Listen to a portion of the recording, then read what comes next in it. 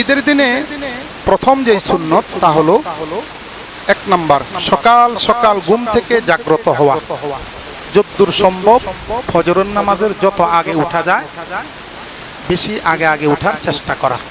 2 নম্বর মেসওয়াক করা, দাঁত পরিচ্ছন্ন করা, ঘুম থেকে উঠেই দাঁত পরিচ্ছন্ন করে নেওয়া, মেসওয়াক দিয়ে ব্রাশ দিয়ে মেসওয়াক করা হচ্ছে সুন্নত। 3 নম্বর গোসল করে নেওয়া, গোসল করবেন একেবারে ভালো করে গোসল করবেন, নাপাকি টাপাকি ফরজ গোসল থাকলে আরো ভালো করে গোসল করে নেবেন। 4 নম্বর শরীয়ত সম্মত সাজসজ্জা করা, অর্থাৎ ভালো সাজসজ্জা বলতে সুন্দর কিছু পরিধান করা।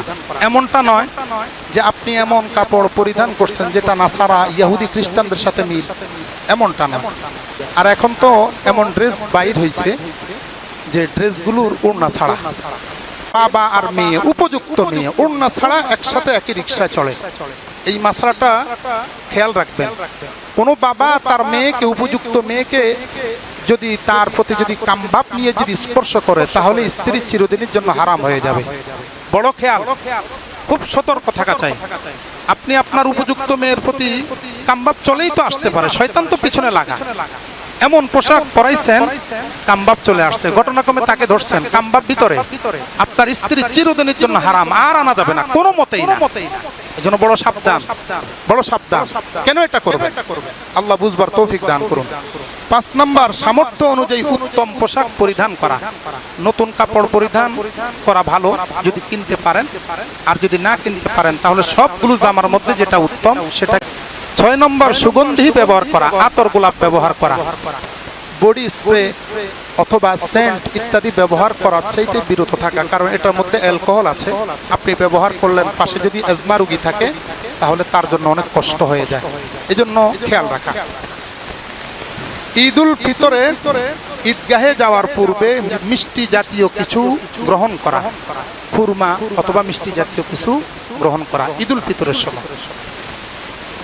8 নম্বর সকাল সকাল ঈদগাহে যাওয়া, ঈদের নামাজটা একটু আগে দেওয়ার চেষ্টা করা এবং সকালে সকালে ঈদগাহে চলে যাবেন। 9 নম্বর ঈদুল ফিতরে ঈদগাহে যাওয়ার পূর্বে সদকায়ে ফিতির আদায় করা।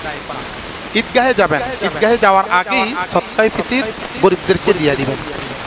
10 নম্বর ঈদের নামাজ ঈদগাহে আদায় করা, অর্থাৎ মাঠের ব্যবস্থা করা, আর যদি না হয় তাহলে মসজিদে করা যেতে পারে, অথবা বৃষ্টি বাদল হলে মসজিদে করা যেতে পারে। তবে উত্তম হচ্ছে, সুন্নত হচ্ছে ঈদগাহে নামাজ পড়া। 11 নম্বর ঈদগাহে এক রাস্তায় দিয়ে যাওয়া, অপর রাস্তায় ফেরা। মনে করেন একটা কথার কথা, ডান দিকের রাস্তা দিয়ে ঈদগাহে গেলেন, আসার সময় বাম দিকের রাস্তা দিয়ে চলে আসলেন বাসায়। 12 নম্বর ঈদগাহে পায়ে হেঁটে যাওয়া, বড় লোক মানুষ পাজারু গাড়ি আছে তারপরও পাজারু গাড়ি ছেড়ে দেওয়া, ঈদ উপলক্ষে হেঁটে হেঁটে যাওয়া, এটা হচ্ছে সুন্নত। 13 নম্বর আল্লাহু আকবার, আল্লাহু আকবার, লা ইলাহা ইল্লাল্লাহু আল্লাহু আকবার, আল্লাহু আকবার ওয়ালিল্লাহিল হামদ। এটা মনে মনে পড়া ঈদুল ফিতরের সময়, আর ঈদুল আজহার সময় একটু উচ্চ স্বরে পড়া, এটা হচ্ছে সুন্নত।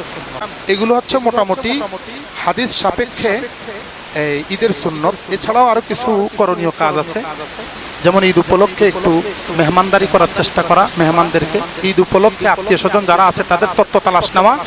ঈদ উপলক্ষে আপনার বাবা মারা গেছে, আত্মীয় স্বজন মারা গেছে, আপনি তো ঈদ করতেছেন, তারা তো কাঁদতেছে, তাদের কাছে গিয়ে একটু কবর জিয়ারত করার চেষ্টা করা।